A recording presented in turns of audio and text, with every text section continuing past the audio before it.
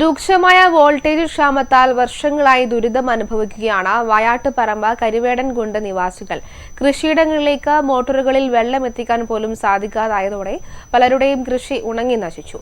KECB ട്രാൻസ്ഫോമറിനായി തൂണുകൾ സ്ഥാപിച്ചെങ്കിലും പ്രവൃത്തി പാതി വഴിയിൽ മുടങ്ങി. നിരവധി കുടുംബങ്ങൾ താമസിക്കുന്ന വായാട്ടുപറമ്പ് കരിവേടൻകുണ്ട് പ്രദേശത്ത് വോൾട്ടേജ് ക്ഷാമം അതിരൂക്ഷം. കൃഷിയിടങ്ങളിലേക്ക് ആവശ്യമായ വെള്ളമെത്തിക്കാൻ സാധിക്കാത്തതിനാൽ വേനൽക്കാലത്ത് പലരും കൃഷി ഉപേക്ഷിച്ചു.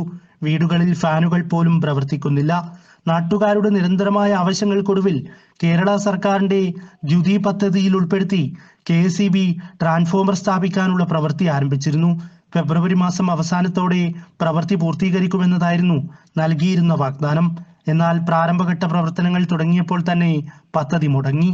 ഈ പ്രദേശത്ത് കടുത്ത വോൾട്ടേജ് ക്ഷാമമാണുള്ളത്.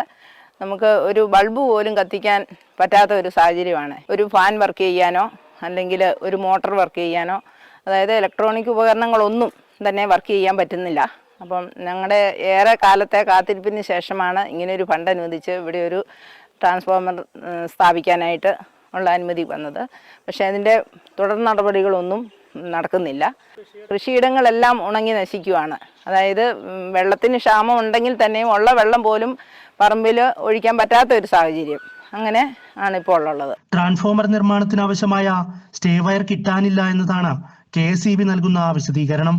അടുത്ത വേനൽക്കാലത്തിന് മുൻപെങ്കിലും സ്ഥാപിച്ച തൂണുകളിൽ ട്രാൻസ്ഫോമർ സ്ഥാപിക്കാനുള്ള നടപടികൾ ഉണ്ടാക്കണമെന്നാണ് നാട്ടുകാരുടെ ആവശ്യം. News bureau, Alakode.